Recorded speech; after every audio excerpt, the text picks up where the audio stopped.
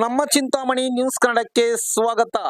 ಹನುಮೈಗಾರಹಳ್ಳಿ ಶ್ರೀ ವಿನಾಯಕ ಯುವಕರ ಬಳಗದ ವತಿಯಿಂದ ಹಮ್ಮಿಕೊಂಡಿದ್ದ 13ನೇ ವರ್ಷದ ವಾರ್ಷಿಕೋತ್ಸವ ಅಂಗವಾಗಿ ಶ್ರೀ ಗಣೇಶ ಮೂರ್ತಿಯನ್ನು ಪ್ರತಿಷ್ಠಾಪಿಸಿ 3 ದಿನಗಳ ನಂತರ ಗಣೇಶ ಮೂರ್ತಿಯನ್ನು ಟ್ರ್ಯಾಕ್ಟರ್ನಲ್ಲಿ ಪ್ರತಿಷ್ಠಾಪಿಸಿ ಗ್ರಾಮದ ಪ್ರಮುಖ ರಸ್ತೆ ಮುಖಾಂತರ ಮೆರವಣಿಗೆ ಮಾಡಿ ವಿಸರ್ಜನೆ ಮಾಡಲಾಯಿತು.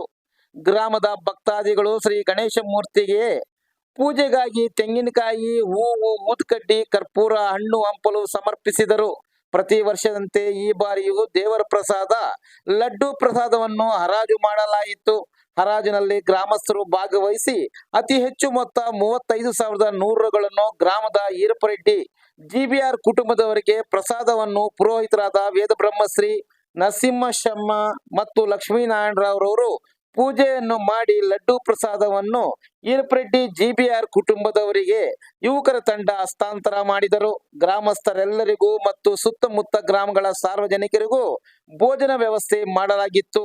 ಕೋಲಾಟ ನೃತ್ಯವನ್ನು ಗ್ರಾಮದವರಿಗೆ ತರಬೇತಿ ನೀಡಿದ ಯನಮಲಪಾಡಿ ಡ್ಯಾನ್ಸ್ ಮಾಸ್ಟರ್ ಕೊಂಡ ಶಂಕರ್ ರವರಿಗೆ ಶ್ರೀ ವಿನಾಯಕ ಯುವಕರ ಬಳಗದ ವತಿಯಿಂದ ಹೃದಯ ಸ್ಪರ್ಶಿಯಾಗಿ ಸನ್ಮಾನಿಸಲಾಯಿತು.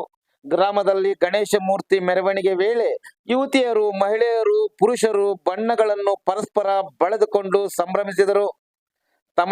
ತಮಿಳುನಾಡಿನಿಂದ ಬ್ಯಾಂಡ್ ಸೆಟ್ ಕಲಾವಿದರನ್ನು ಕರೆಸಿ ಬ್ಯಾಂಡ್ ಸೆಟ್ ಸದ್ದಿಗೆ ಯುವಕರು, ಯುವತಿಯರು ಕುಣಿದು ಕುಪ್ಪಳಿಸಿದರು.